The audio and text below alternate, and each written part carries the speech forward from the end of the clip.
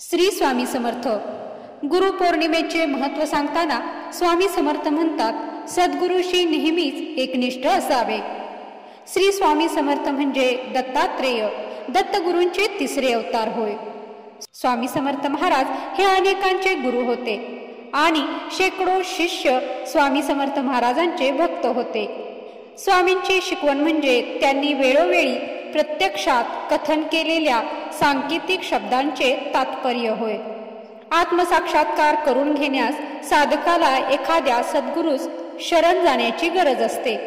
अशा सद्गुरूंची भेट झाल्यावर साधकाने सद्गुरूच्या स्वरूपाचे निरंतर चिंतन करावे, त्यांची आराधना करावी. त्यांच्या मुखातून निघणारे प्रत्येक अक्षर हे मंत्र स्वरूप मानून अंतःकरणाने ग्रहण करावे. परमात्मा प्राप्ती हे खरे ध्येय असल्याने उत्तरोत्तर आत्मोन्नती करून घेण्यासाठी प्रयत्नशील असावे, असे स्वामी सांगायचे.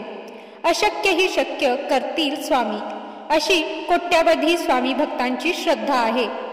कितीही प्रतिकूल परिस्थिती असली तरी स्वामी नामाने चिंता मिटतात, असे अनेक अनुभवही स्वामी भक्तांना आले आहेत. स्वामी समर्थ महाराजांचे उपदेश आणि शिकवण ही कालातीत असून ती समाजाला नेहमीच बोधप्रद ठरते. स्वामी समर्थ महाराजांनी सद्गुरूशी नेहमी एकनिष्ठ का असावे अशी शिकवण उपदेश स्वामींनी का दिला ते जाणून घेऊया. पण त्या अगोदर तुम्हीही स्वामींचे भक्त असाल तर कमेंटमध्ये जय श्री स्वामी समर्थ लिहायला विसरू नका. तसेच तुम्हाला आलेले अनुभव तुम्ही कमेंटमध्ये शेअर करू शकता. तर एके दिवशी स्वामी भक्तांना एक गोष्ट सांगत असतात. एक माणूस होता. तो वाराप्रमाणे देवाची भक्ती करायचा. सोमवारी भगवान शंकरांची, गुरुवारी दत्तांची, शुक्रवारी माता लक्ष्मीची. एक दिवस तो पाण्यात पडला. एका देवाला बोलवले. तो येईपर्यंत दुसऱ्या देवाचा धावा केला.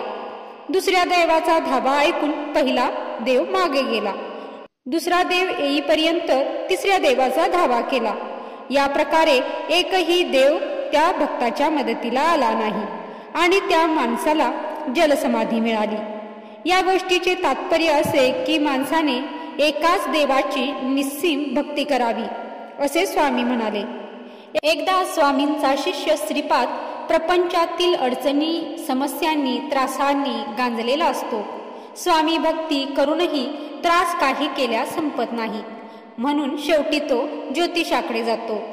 ज्योतिषी ग्रहांचा त्रास असल्याचे सांगतो आणि यावर उपाय म्हणून ग्रामदेवतेच्या पालखीचे दर्शन घेण्याचा सल्ला देतो. स्वामी नेमकी त्याच दिवसाची कार्य करण्याची जबाबदारी श्रीपादवर सोपवतात. श्रीपाद स्वामींकडे पालखी दर्शनासाठी जाण्याची परवानगी मागतो, परंतु स्वामी चक्क नकार देतात.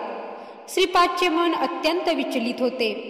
पालखीच्या दिवशी स्वामी ध्यान अवस्थेत आहेत असे समजून श्रीपाद आणि भुजंग हे सेवेकरी पालखी दर्शनासाठी गुपचूप पळ काढतात. पालखी दर्शनासाठी जाताना श्रीपाद रस्त्यावर आपली मौल्यवान सुवर्णमुद्रिका भुजंगाकडे सांभाळायला देतो. भुजंग ती हातात ठेवतो. पालखीवर फुलांचा वर्षाव करताना मुद्रिकाही भिरकावली जाते. ही बाब भुजंगाच्या लक्षात येत नाही. पालखी गेल्यावर मुद्रिका हातात नसल्याचे त्याच्या लक्षात येते. खूप शोध घेऊनही मुद्रिका मिळत नाही. स्वामी आज्ञेचे उल्लंघन झाले म्हणून हा प्रकार घडला असे मानून ते स्वामींना शरण जातात.